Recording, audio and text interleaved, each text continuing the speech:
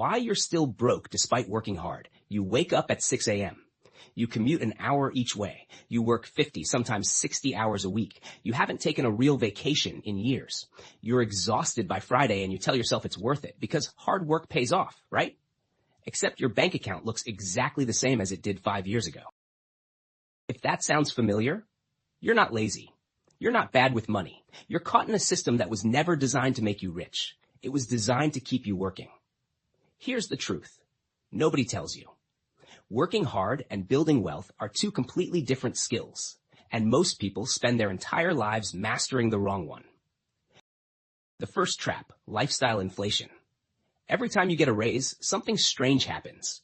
You start eating out more, you upgrade your car, you move into a slightly nicer apartment. None of these decisions feel reckless in the moment. They feel earned. You worked hard, you deserve it. But here's the problem. Your expenses grow exactly as fast as your income. So even though you're making more money than you did 5 years ago, you're not actually any wealthier.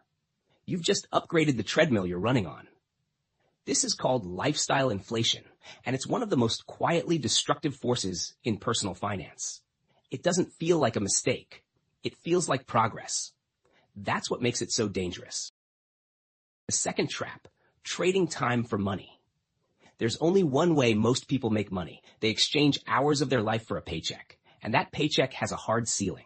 There are only 24 hours in a day, and you can only sell so many of them before your body and mind give out. Wealthy people figured out something different a long time ago. They stopped relying solely on their own labor and started building things that make money without them physically being there. Investments, businesses, real estate, royalties. While they sleep, their money keeps working. If the only asset you're building is your own exhaustion, no amount of hustle will ever be enough. You can't outwork a system that pays you only for hours you personally show up. The third trap, busy work versus wealth-building work. Not all hard work is created equal. There's a brutal but important distinction between work that exhausts you and work that actually builds wealth. Answering emails until midnight feels productive. Picking up extra shifts feels responsible.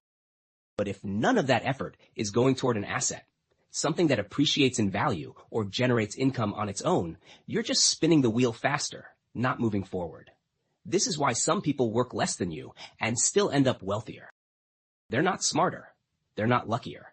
They're simply spending their effort on building things instead of just renting out their time. Why your brain works against you. Here's where it gets interesting. Because this isn't just about bad decisions. It's about how the human brain is wired. Psychologists call it the hedonic treadmill. No matter how much your circumstances improve, your brain recalibrates and you go right back to feeling like you need more. A bigger purchase doesn't bring lasting satisfaction. It brings a temporary high, followed by a new baseline of normal that demands even more spending to feel good again. Then there's social comparison.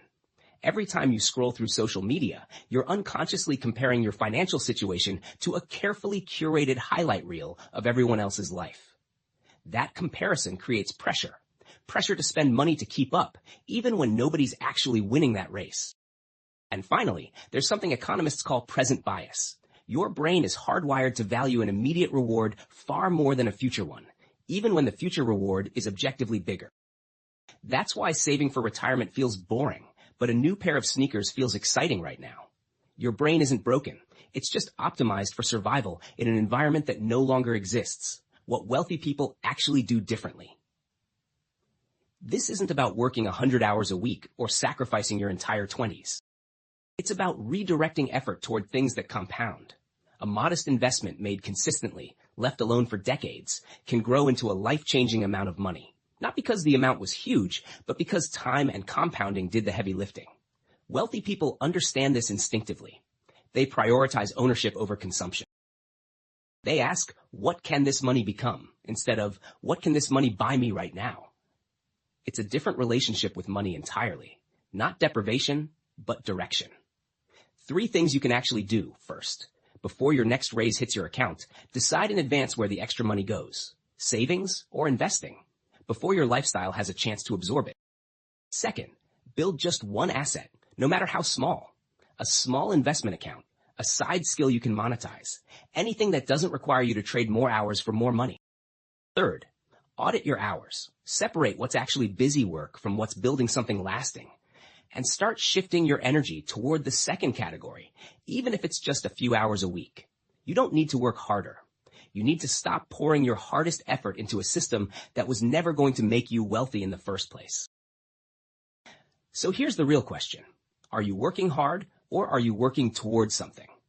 Drop your answer below.